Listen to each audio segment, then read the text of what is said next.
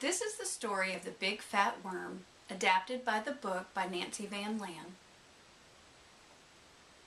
The big fat bird found a big fat worm, and the big fat bird said, "Hi, worm."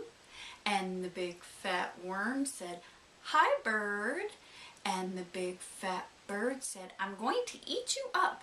And the big fat worm said, "Oh, no, you're not." And the bird said, "Yes." And the worm said, "No." And the worm crawled and disappeared down in a hole in the ground.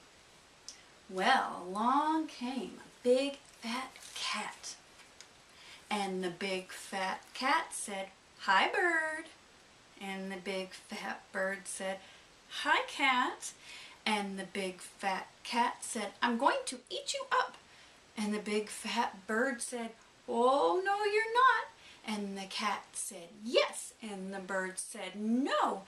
And the bird flew high off into the sky. Well, along came a big fat dog. And the big fat dog said, "Hi, cat." And the big fat cat said, "Hi, dog." And the big fat dog said, "I'm going to eat you up." And the big fat cat said, "Oh, no, you're not." And the dog said, "Yes." And the cat said, "No." And she scurried way high up into a tree.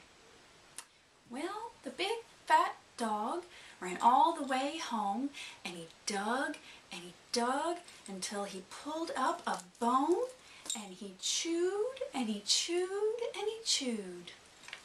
And the big fat cat that was high in a tree came all the way down and looked all around and yawned and fell asleep.